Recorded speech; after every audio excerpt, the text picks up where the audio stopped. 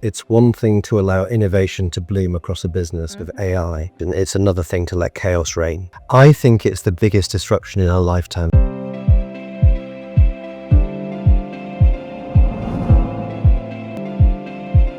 Hello everyone, welcome to the podcast. Our guest today is Chris Knowles. Chris, welcome to the podcast. Thank you. Chris is the Chief Digital Officer at RSM UK Ireland, a leading provider of audit, tax and consulting solutions for mid-market businesses backed by a global network of spanning around 120 countries, right? Right. And Chris comes with more than 2 decades of technology consulting practice and serves on RSM's national leadership team. And he joined RSM in 2012, right, to build and lead the technology and management consulting practice.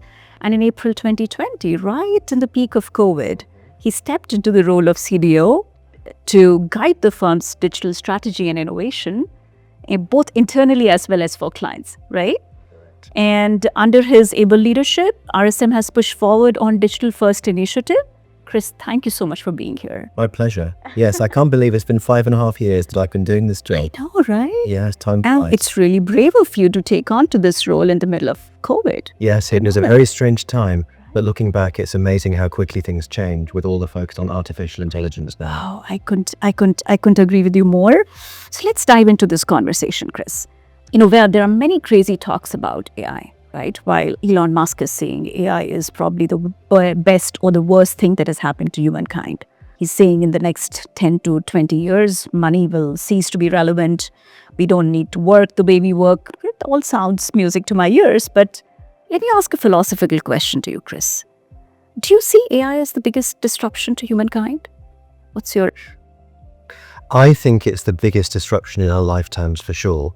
Whether you can compare it with the printing press and things like that, we'll have to see. Only time will tell. But I think that this is a topic that all organizations have to engage with right now. And if they don't have an AI strategy, they should be making sure one is in place within the next few months, because this is going to disrupt all industries, all professions, all talent tracks. So whether it's the biggest in the history of humankind, it's hard to say. The invention of fire, who knows? Oh, yeah, exactly. There's a lot of things we've done as a species. But certainly I think AI is probably going to be up there. Interesting. I have a very similar view. We don't know about the humankind, but definitely in our lifetime, it seems to be one of the biggest disruptions. We talked about humankind, but truly in our larger macroeconomic scenario, do you think it's also disrupting industries like yours and ours, right, which are solutions and services focused? And if it does, what you see is the vision. It's definitely beginning to disrupt our industries, B2B services industries, which we work in. I think what we need to do is look to the United States, which is really at the forefront of adoption of artificial intelligence in business and in consumer life. I was over there recently. I know you travel there regularly, and you just feel it in the air. You feel that it's beginning to transform the expectation of customers and consumers and clients, and organizations are really beginning to rethink their talent tracks as well as a result of AI. And I think we're beginning to see the first effects or implications of AI in the economy, meaning that there's beginning to seem like a drop in graduate recruitment numbers into services organizations. It's always hard to tell what exactly is the root cause of that, of course. Is it economic or AI or something else? But for sure, I think we are in the foothills of a major disruption of services businesses. Probably you can look at the legal profession at being at the leading edge of AI adoption, because of course generative AI is so transformational for the way in which you do legal research and produce your drafts and compare and review contracts and things like that. But certainly for accountants, which is my profession, it's coming upon us rapidly, and we need to make sure that all our staff are engaged with it and that they understand the benefits for our clients. That's truly a pragmatic view of looking at AI, right, at a macroeconomic level, as well as at an industry level. It's interesting. Every forum, any conference, any roundtable that I have attended in the last 6 to 12 months, Chris, there's this conversation, there is BAU doesn't exist. The new reality is CAU. And the CAU is essentially chaos as usual, or we can think about it as crisis as usual. Because the world around us is changing so fast and so rapidly that our strategy also need to evolve. Now, in the context of RSM, I know you are leading the entire digital first vision, the strategy, the initiative. How do you think AI is going to play a part in that? I think we've got to make sense of that chaos. And we still got to take a considered and planned approach to technology. That hasn't changed. Just because it's moving so fast doesn't mean that we can just throw it around in an organization and hope for the best. Not least because nobody fully understands the risk, governance and controls implications of AI yet. So you've got to make sure that enterprise data protection is in place before you use generative AI with client information, of course, for instance. And we've adopted, I think, a pragmatic policy which says that you have to use approved AI tools when you're working with client data. If you're doing general research, or obviously for your own personal use, planning a holiday, you can use what you like. But we enable all those tools, by the way. We don't prevent or block any particular tool. We leave it to end user judgment, but we educate them on our policy. If you're using client data, it has to be an approved tool with enterprise data protection. So that's just an example of, you can't just let chaos rule. You have to have policies. You have to have guardrails. And you have to have, I think, also a considered and structured approach to AI trials. It's one thing just switching on Microsoft Copilot, for instance, because that's already proved in many organizations. And then it becomes more about training and enablement. But if you're switching on and building custom AI agents, you've really got to take a proper approach to testing those and validating them before they are released into production, because we know that there's still the risk of hallucinations, and they still have their own limitations that a human worker doesn't necessarily have. So you're right. Chaos as usual is a good descriptor of our times in so many ways.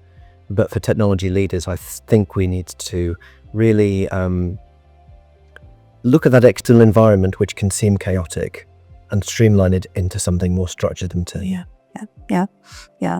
I couldn't agree with you more. You know, it's interesting when you talked about the governance and the trust part of it. More often than not, especially in the last 12 months, Chris, we have seen that taken center stage. You know, while we are racing towards an AI-first world, but the digital trust is becoming the centerfold for creating customer confidence. Yes. Right? Security and governance need to be integral part of our workflows and processes and not built around it. You know, the AI transparency, the digital provenance, integrated cyber defense systems are becoming critical for a regulated industry like what you are in. Do you see any bottleneck that AI is producing for you to move forward? I think that some of your observations are particularly true when it comes to managing our brand. Because for any B2B services business, whether in accounting or other sectors, your brand is everything, right? And we've known that for decades. But historically, your brand has been built through years of marketing and advertising, and of course delivery to clients. But now it's very much attached to security and accountability of the technology that you use and that you deliver to clients.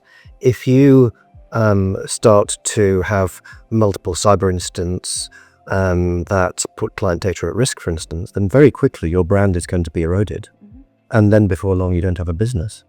So information security and AI control, two very closely related areas, is absolutely crucial to managing our brand and managing any B2B services business's brand. And what we're doing when we go to talk to prospective clients now, they want to know how we're innovating with AI, but they also want to know how we're controlling it. And we need to talk to them consistently and clearly about the guardrails that we had in place. Fortunately, we do have clear and consistent guardrails, but then it's a matter of educating my colleagues, the partners in our business on how to talk about that. And that's quite new for them, actually, because they're not necessarily from a technology background. In fact, most of them are not. So for them, it's a new vocabulary to be able to talk to clients about what we're doing with AI, both with regard to how we're innovating, but also how we're controlling it.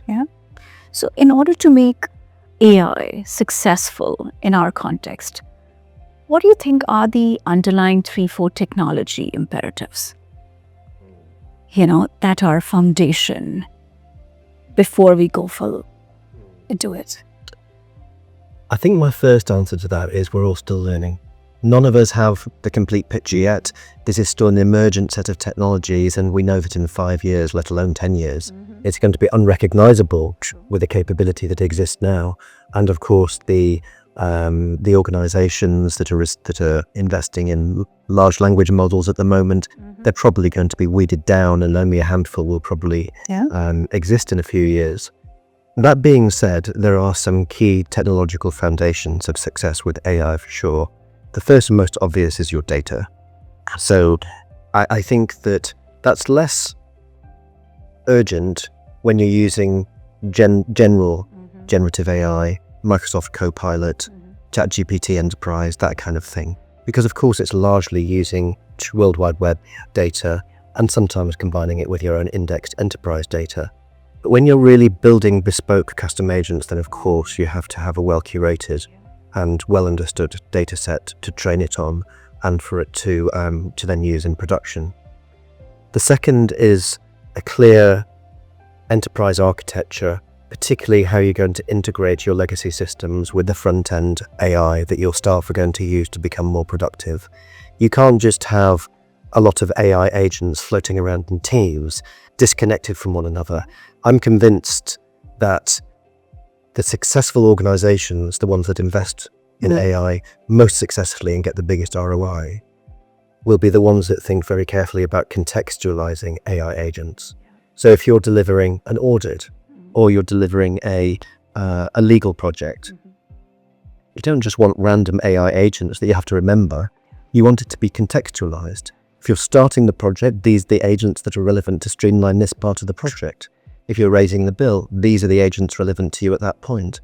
So it's that contextualization, and you only get that with orchestration platforms and integration technology as well. So I think that a lot starts and ends really with a well-crafted enterprise architecture so that you can really deliver unified AI platforms properly. And I'm taking away two words that you said. One is integrated, second is unified. And in order to build that future, there is going to be a power of ecosystem that will come into play, Chris, right? I don't think so any one of us can singularly solve that problem. That's right. What do you see as the role of partners, right, or the ecosystem come into play for this? That's a great question, and I think they're crucial. Because you're right, unless you're a large technology business yourself, Meta or whoever, and most organizations, let's face it, don't have anywhere near that depth of technological capability, you absolutely have to partner. You need to build an ecosystem, and you need to think more laterally than just your traditional vendor relationships. This is not just about buying software or hardware or whatever. It's about looking at your organization end to end, understanding the capabilities that you have, doing a gap analysis, and then thinking about which third parties can really plug those gaps through a strategic partnership. And those partnerships can take many forms, of course. Sometimes you go to market jointly, sometimes they're more in the back office supporting you with internal transformation. But organizations that are going to succeed absolutely need to have a strategic business alliance strategy, for sure. Very good point. Yeah. And, when we think about AI, as you rightly said, people think, okay, let's do these 1,000 experiments, let 1,000 flowers bloom, and let's see which of the experiments succeed.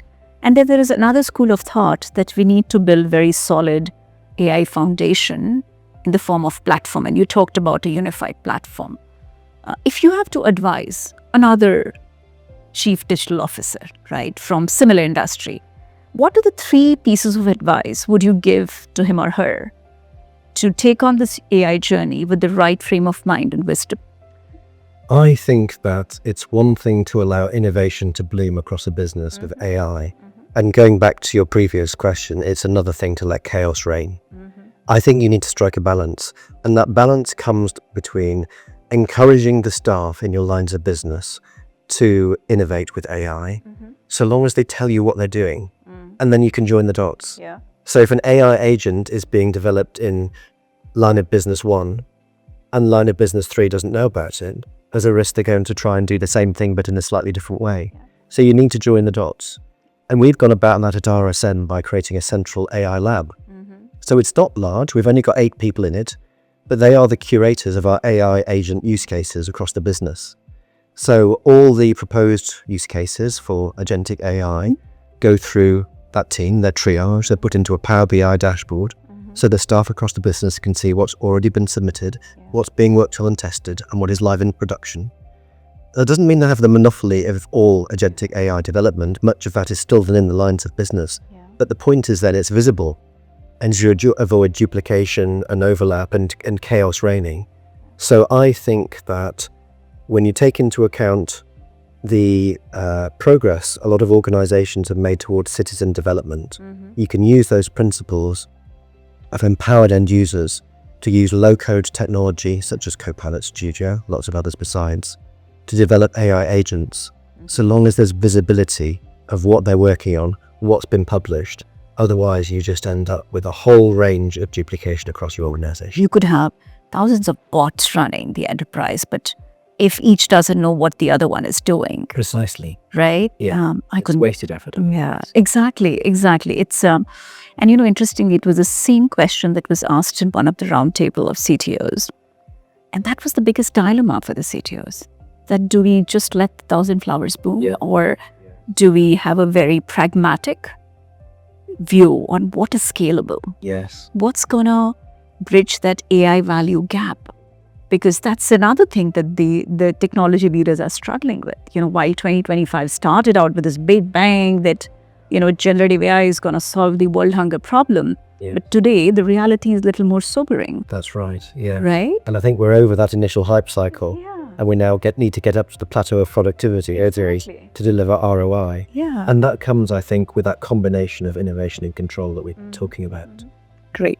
I think this has been such a grounding, humbling discussion, Chris. And I'm so glad to see that while you are all set for the vision of AI first, you're also grounded in reality and taking a pragmatic approach on how do I make it scalable to drive business value out of it. Because ultimately, that's all we'll get measured at the end of it, right? And it doesn't have to be short-term. It can be long-term business value. But is there something measurable?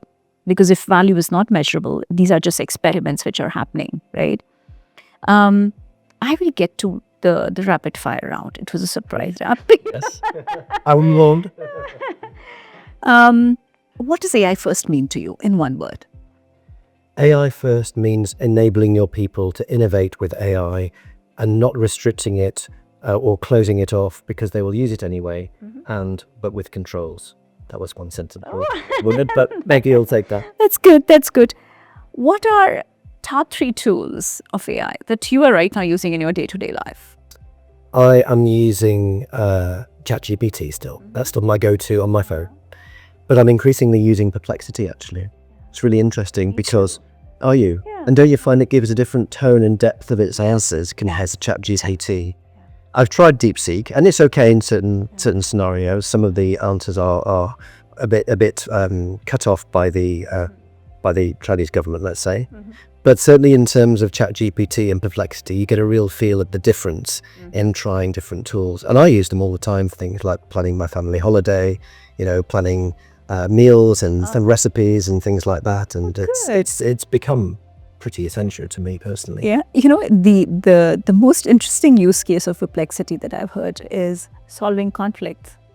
Really? And it was amazing to me. I never thought somebody was going to use that. So coming to the third rapid fire question, if you have to pick up one area that we really need to be wary of about AI in the future, if you have to give that advice to your children, what would that be? I think it's always seeking after the truth and knowing what questions to ask to get to the truth, because we know that AI doesn't have a concept of truth or falsehood. It just has a concept of the data that it's read. And I think going back to your first very broad question, I think we as a species have a duty to ensure that the way in which we interpret the outputs from AI is always in the direction of truth and fact-based analysis and understanding of the world around us, because there's so many challenges to that point of view at the moment, so much misinformation. And as business leaders, I think we have a responsibility to make sure that we are using AI for good. And the biggest part of that for me is understanding actually that we are the ones that can arbitrate between truth and falsehood. Yeah. The AI is not going to do that for us. True. You know, I mean, I read somewhere that AI is going to make people better, but people are going to make AI safer. Yes. Well, thank you so much to Chris for joining us on this podcast. It was real and truthful. And amidst the whole chaos, we tried to figure out what's the reality and simplicity.